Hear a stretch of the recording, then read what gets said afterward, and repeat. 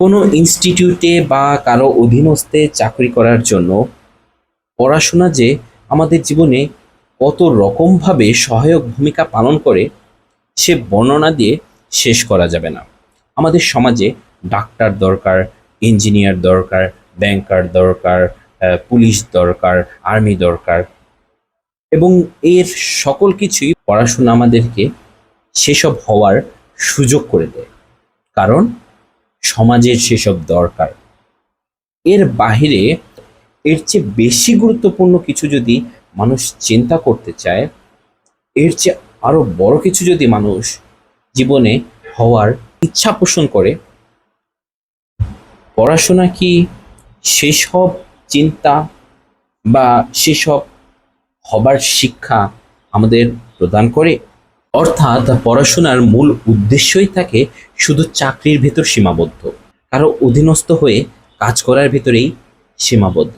কিন্তু আমাদের এই পুঁথিগত বিদ্যা বা একাডেমিক পড়াশোনা আমাদেরকে কখনোই শিখাবে না কিভাবে একজন নেতা হওয়া যায়, কিভাবে একজন সংসদ সদস্য হওয়া যায়। এর পাশাপাশি আমাদের এই পুঁথিগত শিক্ষা ব্যবস্থা বা একাডেমিক পড়াশোনা আমাদেরকে কখনোই শেখায় না কিভাবে স্বাধীন চেতা ও স্বনির্ভরশীল হতে হয়, কিভাবে ফিলোসফিক্যাল বা গভীর চিন্তা করতে হয়, কিভাবে আউট অফ দ্য বক্স চিন্তা করতে হয়। আমাদের এই পুঁথিগত বিদ্যা বা পুঁথিগত শিক্ষা আমাদের শিখায় কিভাবে ঐকিক নিয়ম করতে হয়, কিভাবে লসাগু গসাগু করতে হয়, কিভাবে অঙ্কের হিসাব মিলাতে হয়। কিন্তু এই পুঁথিগত বিদ্যা আমাদের কখনোই শেখাবে না কিভাবে একজন উদ্যোক্তা হতে হয়, কিভাবে একজন ধনী লোক হতে হয়, কিভাবে ছোট থেকে একটা ব্যবসাকে আস্তে আস্তে আস্তে আস্তে করে বড় করা যায়। আমাদের পুঁথিগত বিদ্যা শিখায় কিভাবে সরকারের অধীনস্থ হয়ে কাজ করতে হয়, কিন্তু কখনোই শিখাবে না কিভাবে যুক্তি দিয়ে সরকারকে একটা পাল্টা প্রশ্ন করতে হয়। ভালোভাবে পড়াশোনা করতে পারলে এই পুঁথিগত বিদ্যা আমাদের হাজার হাজার প্রতিষ্ঠানে চাকরি করার সুযোগ করে দেয়।